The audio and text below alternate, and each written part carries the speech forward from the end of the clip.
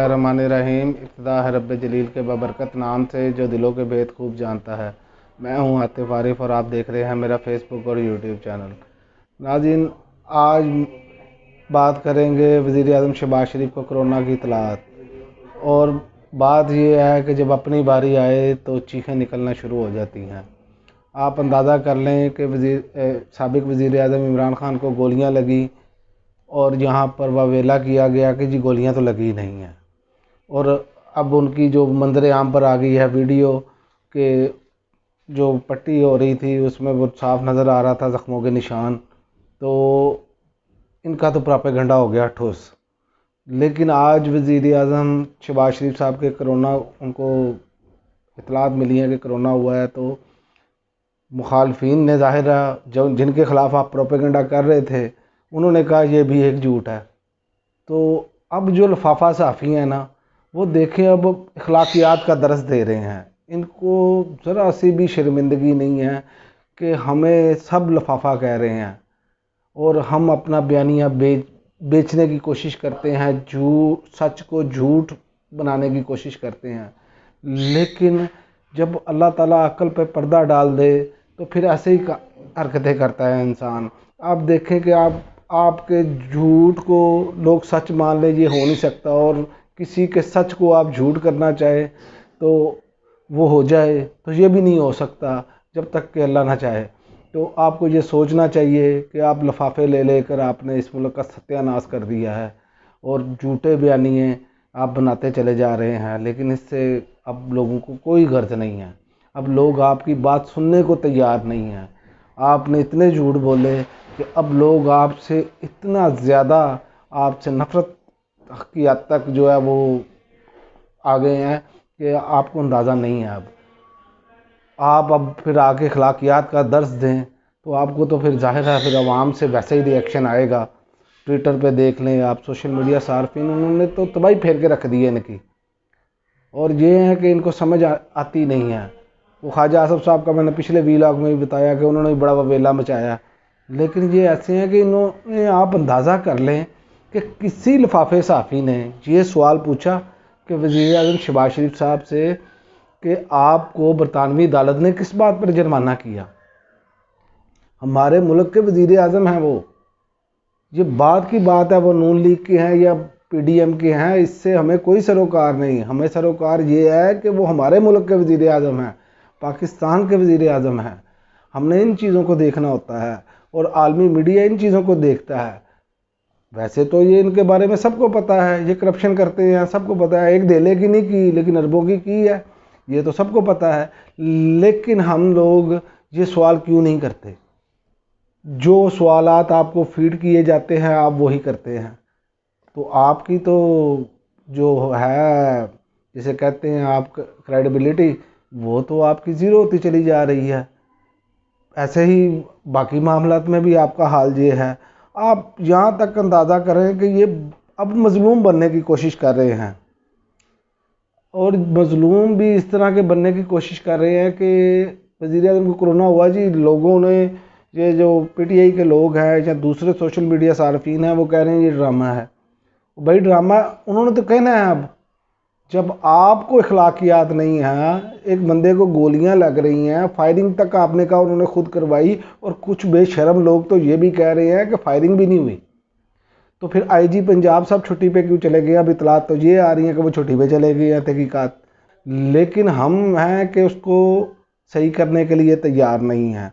और अब आप अंदाज़ा करें इस मुल्क के मौजूदा बदतरीन हालात में सबसे ज़्यादा किरदार जो है वो लिफाफों का है, जो चंद पैसों के लिए गलत हक़ाइक़ पेश करके लोगों को गुमराह करने की कोशिश करते हैं।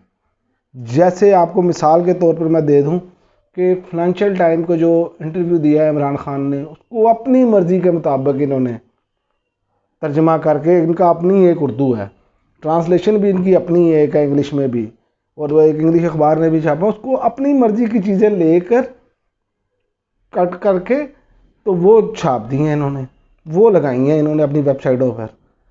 और उनको तरदीद करनी पड़ी आके, उन साफ़ी को ये कहना पड़ा कि मैंने तो ये बातें की ही नहीं, मैंने तो ये बातें इस बारे में की है। لیکن یہ ہے کہ جھوٹ کو سچ ثابت کرنے کی کوشش کرتے ہیں، لیکن اب وہ دور نہیں رہا۔ اب شعور کا جن بوتل سے باہر آ چکا ہے۔ آپ کی اطلاع کے لیے عرض ہے، اب وہ شعور جو ہے لوگوں کو مل چکا ہے۔ اس سے آپ اندازہ لگا لیں کہ تازہ سروے کے مطابق پاکستان کے نیوز چینلز کو لوگوں نے دیکھنا چھوڑ دیا ہے۔ یہی وجہ ہے ایک کہ اینگلنگ ہوتی ہے، ہر خبر کی اینگلنگ ہوتی ہے۔ میں 2 چینلز کے تو براہ راست نام لے سکتا ہوں، لیکن میں لینا نہیں چاہتا کیونکہ وہاں پر بھی بہت سارے لوگوں کا روزگار وابستہ ہے، لیکن خدا را یہ مالکان کی پالیسی ہوتی ہے، یہ عام آدمی کی پالیسی نہیں ہے۔ وہاں پر اچھے لوگ، ہر طرح کے لوگ موجود ہوتے ہیں، لیکن وہ کیا کرے جب مالک ایک اپنا پالیسی دے دیتا ہے تو ان مالکان کے خلاف کارروائی ہونی چاہیے۔ اور پاکستان میں بھی یہی قانون بننا چاہیے جو برطانیہ میں قانون ہے کہ کوئی بندہ اگر کسی کے بارے میں غلط خبر دیتا ہے تو اسے جرمانہ کیا جائے اور جس قانون کو سخت کیا جائے، اس پر عمل درآمد ہونا چاہیے تاکہ یہ معاملات ختم ہو سکے اب۔ لیکن لفافہ صحافیوں کا کیا بنے گا؟ سب سے زیادہ مخالفت وہ خود کریں گے، میڈیا کی آزادی پر قدغن لگ گئی جی، فلاں ہو گیا۔ اور بھائی اگر غلط آپ چیز بتاتے ہیں لوگوں کو تو آپ کو اس کا ہرجانہ دینا چاہیے۔ کیا پوری دنیا میں ایسا نہیں ہے؟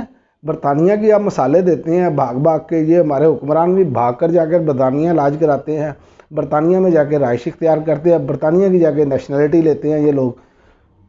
وہ برطانیہ اس وقت اچھا ہے، لیکن جب قوانین وہاں کے ادھر بھی لاگو ہونے چاہیے وہاں پر آپ کہہ دیتے ہیں کہ جی ہمارے پر آزادی رائے پر قدغن لگ جائے گی، فلاں ہو جائے گا، ہم تو یہ بھوکے مر جائیں گے، یہ کر دیا انہوں نے، فلاں کر دیا۔ بھائی یہ ہونا چاہیے۔ اور آپ پر جو واٹس ایپ گروپ بنے ہیں، آپ کو خبریں فیڈ کرائی جاتی ہیں اور بغیر تصدیق کیے آپ ٹویٹ کرنا شروع کر دیتے ہیں کسی بھی بندے کے بارے میں۔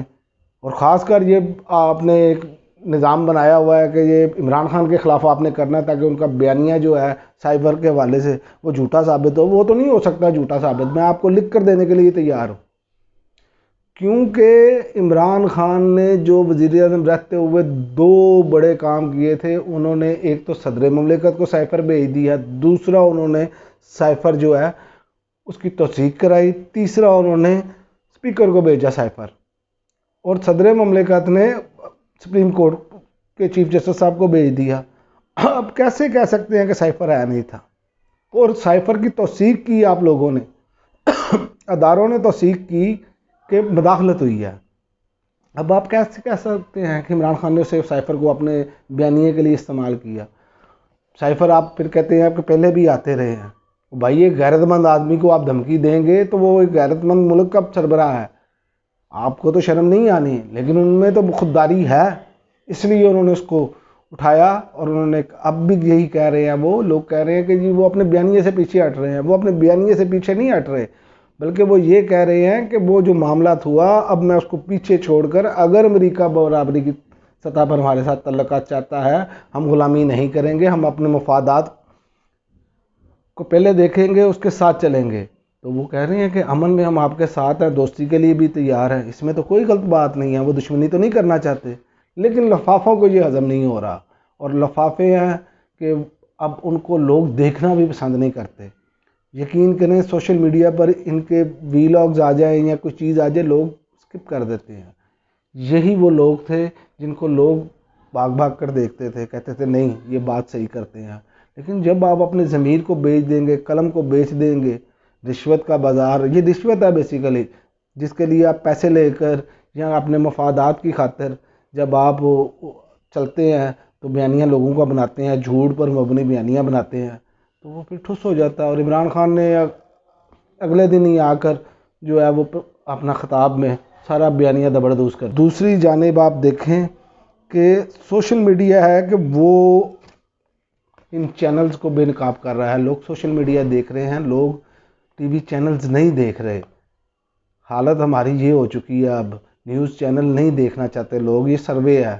اور دوسری جانب عوام رل گئی ہے، عوام خوار ہو گئی ہے، پٹرول، بجلی، گیس، اشیاء ضروریہ کی قیمتیں آسمانوں کو چھو رہی ہیں، فیکٹریاں بند ہو رہی ہیں، کاروباری حضرات پریشان ہیں، ملازمت پیشہ افراد تو فاقوں پر مجبور ہیں، آپ یہاں سے اندازہ لگا لیں۔ اور لفافے اپنے ضمیر اور قلم کے بدلے جو ہے وہ نوازشات وصول کر رہے ہیں، اشتہارات وصول کر رہے ہیں. ان کو بس صرف یہی چاہیے. ان کو اب کیا کہا جا سکتا ہے؟ یہ ہیں کہ یہ شرم کرنے کے لیے تیار نہیں. یہ اس قوم کے بھی مجرم ہیں، یہ پاکستان کے مجرم ہیں. جو لوگ غلط بیانیے بناتے ہیں، جھوٹ پر مبنی باتیں پھیلاتے ہیں، وہ اس عوام کے بھی مجرم ہیں اور پاکستان کے بھی مجرم ہیں اور اللہ کے بھی مجرم ہیں وہ لوگ. اور میں آپ کو آخر میں ایک شعر پر جو ہے ان کے جو منہ کو خون لگا ہوا ہے اس والے سے ایک شعر پیش کرتا چلوں. اس پر میں اختتام کرتا ہوں کہ کتنی آہوں سے تیرا کلیجہ ٹھنڈا ہوگا، کتنے آنسو تیرے صحراؤں کو گلزار کریں گے. یہ ان کے لیے بہت ہے. اگر عقل مند ہوں تو اس پر غور و فکر کریں. اب تک کے لیے اتنا ہی. اجازت دیجیے. اللہ حافظ. پاکستان زندہ